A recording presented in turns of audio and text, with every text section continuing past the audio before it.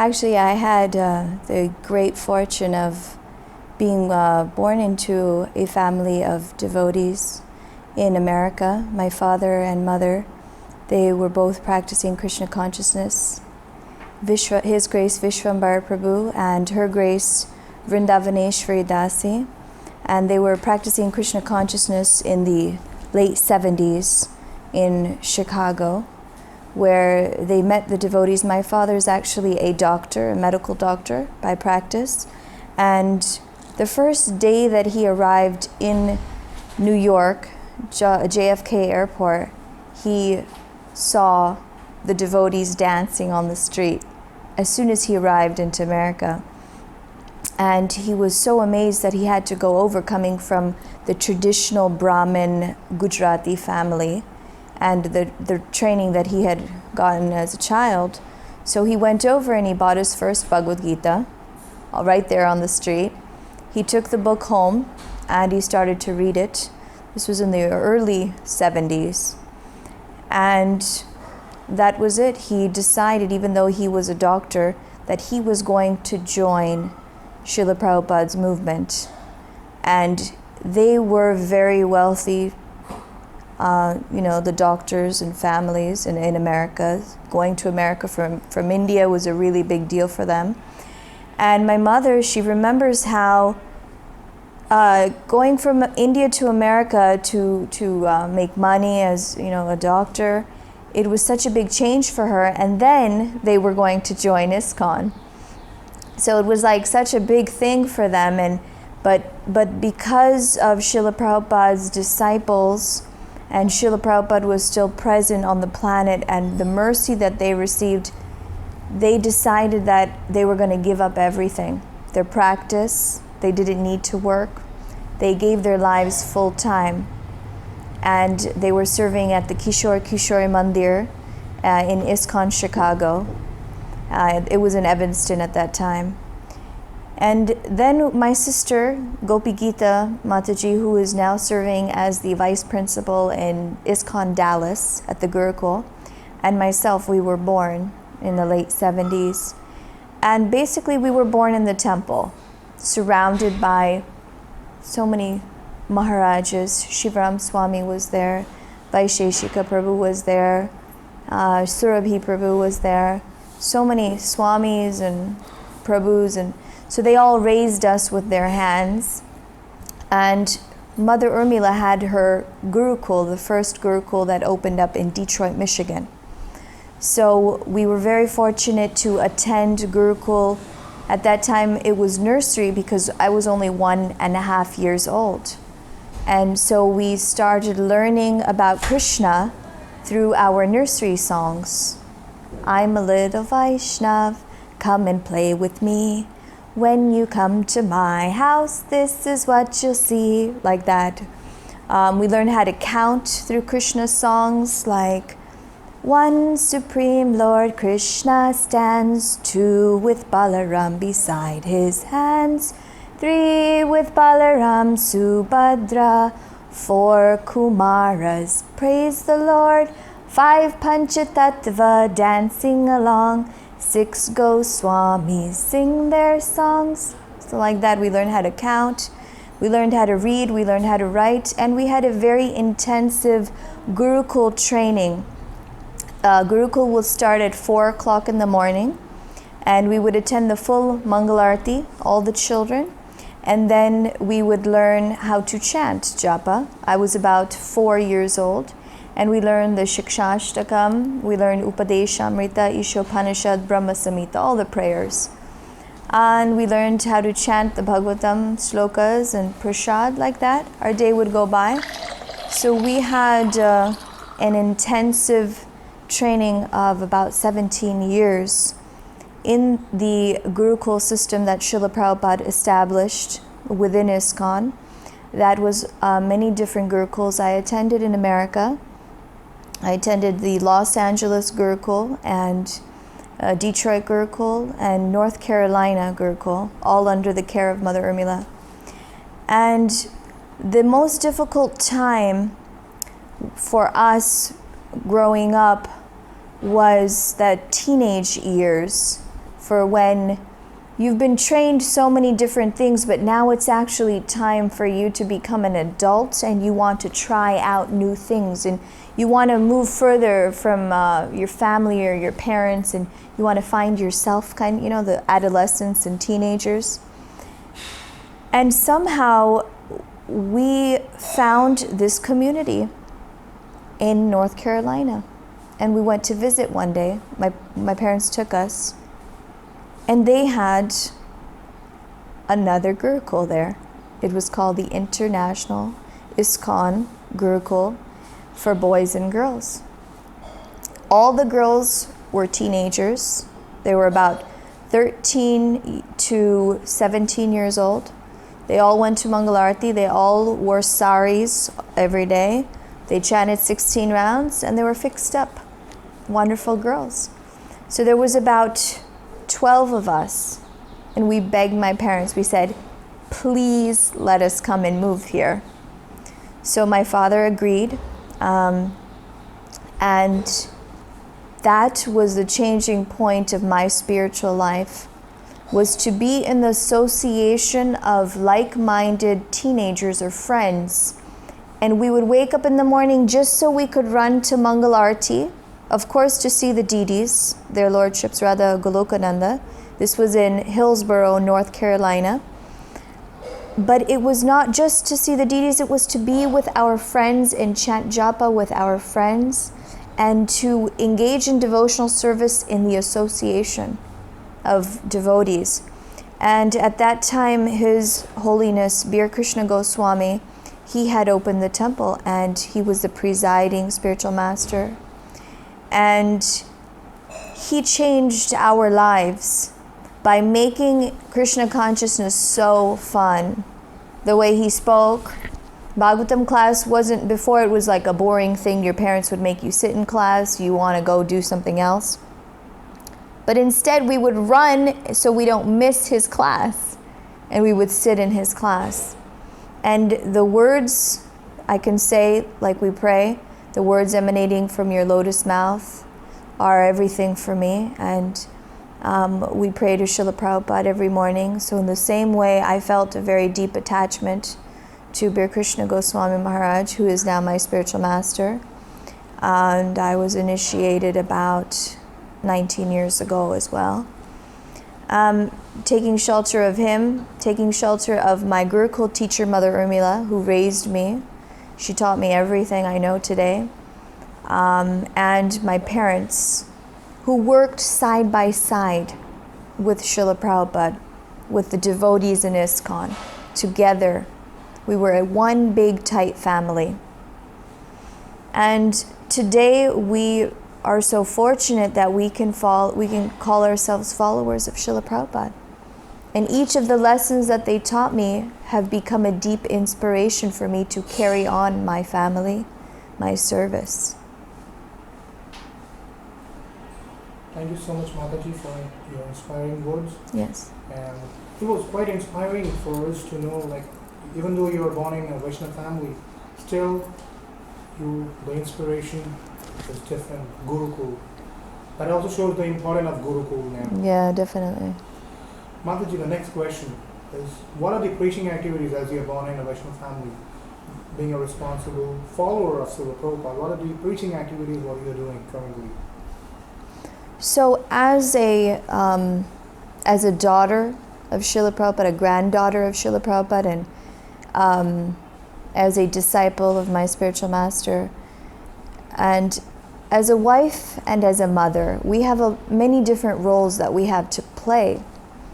And in order to follow the order of our spiritual master and the order of our husband, I feel my first preaching activity starts at home, and that is to raise my children. And for me, it's one of the most important activities that I take it. And so I have 3 beautiful children. My eldest daughter, all 3 of them, I homeschooled, all 3 of them. My eldest daughter is now 17 years old, and she's attending her 2nd year at Bhaktivedanta College in Radhadesh.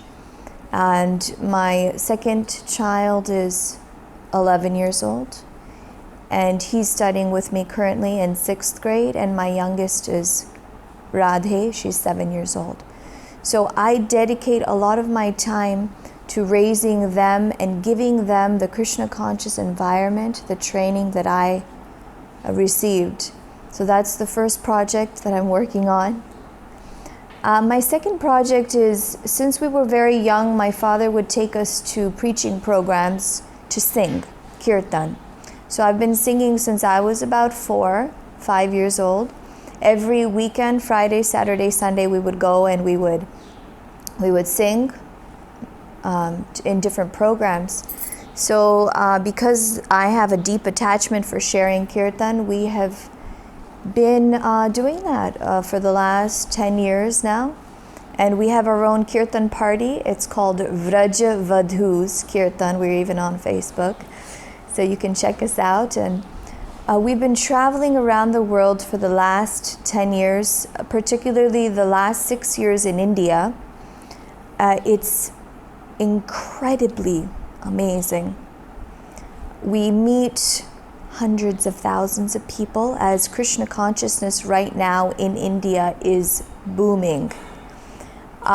Everywhere you go, they've either heard of Hare Krishna, or they want to be a Hare Krishna, or they want to chant Hare Krishna with us. Last night we performed at the Sanghi residence. They're very good friends with the Birlas and the Tatas, and they live in India Gate. And we were fortunate to celebrate their son's wedding. And after the kirtan, we sang for about 2 hours or so. Our kirtan party consists of all international devotees. We have a bass player who's from Magadan, Russia.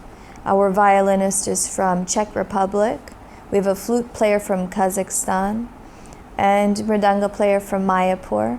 So our international artists, they all come along. It's a mesmerizing experience for these wealthy, wonderful, affluent Indian folks. And after the kirtan, the gentleman came forward and he was so touched by the holy names, the sound vibration, that he said, "I would like to share something with you."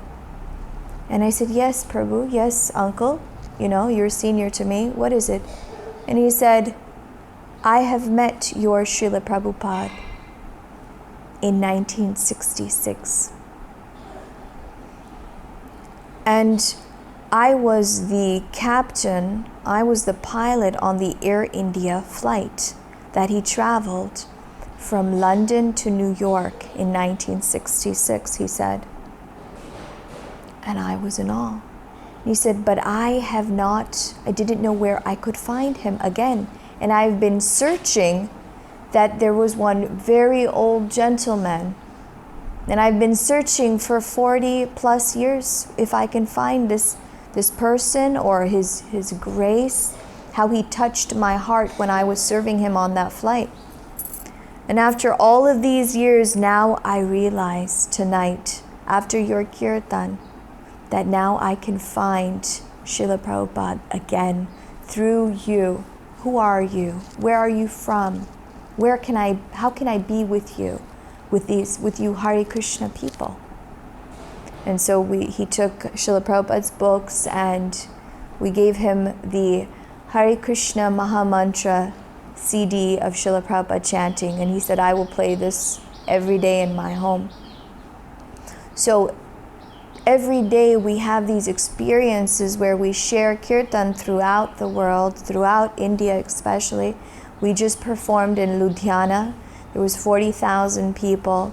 It was a packed house and they were all madly in love with Hare Krishna kirtan, especially the youth. They think it's very, very cool to just go crazy and chant Hare Krishna. They think it is really a new thing for them.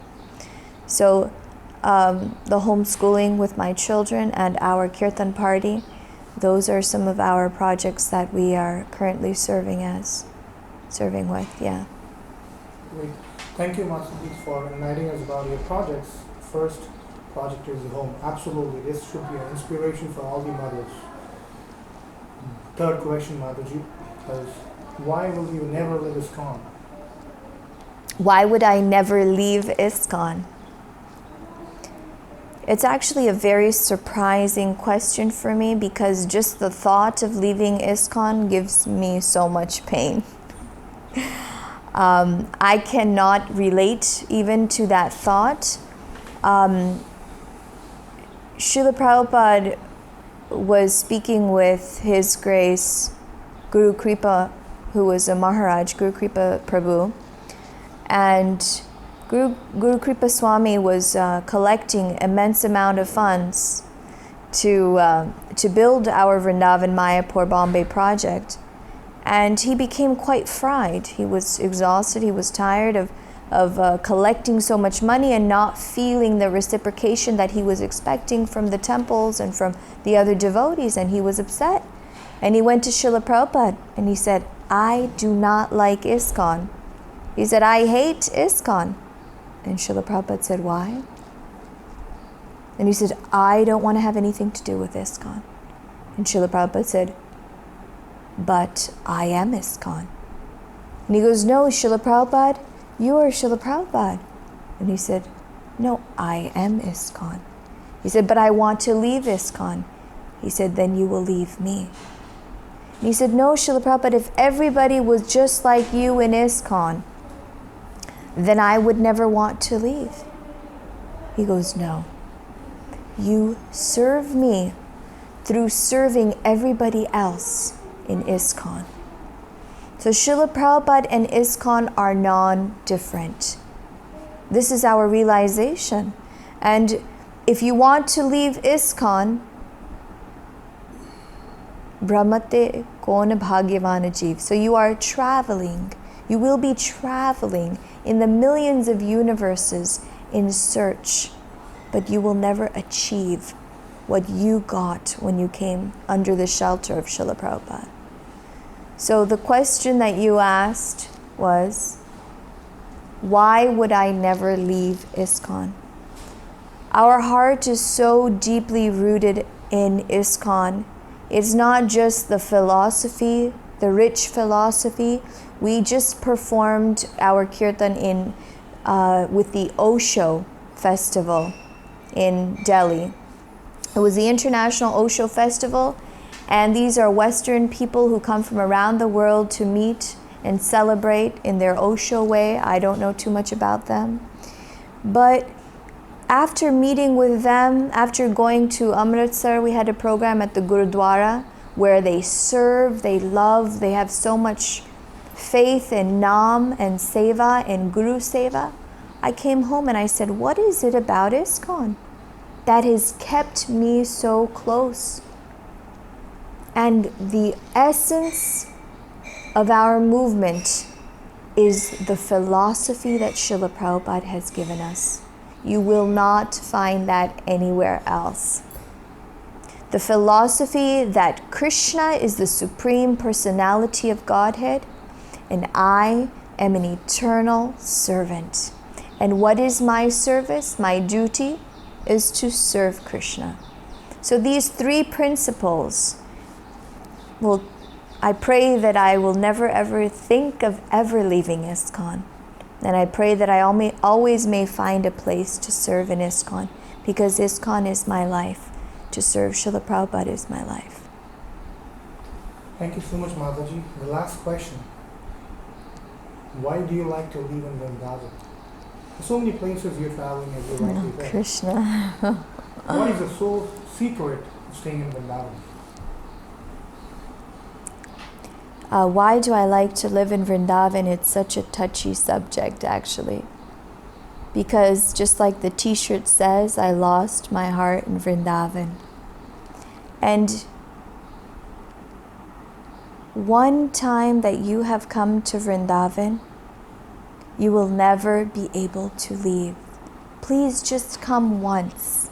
If you come just one time here, you will see that in every grain of sand, the mercy of Srimati Radharani, the mercy of the 6 Goswamis and Lord Chaitanya are within every creeper, every leaf, every flower, every bird. They are all enriched in the love of Sri Sri Radha and Krishna. And it's like a whirlwind that stops the external activities of life, that pulls you deep into the internal pastimes of Krishna. So when I come to Vrindavan, I'm so thankful and satisfied within my heart that just by thinking that we have to go out of Vrindavan, it's very, very painful. So please come to Vrindavan and never leave. Try not to leave.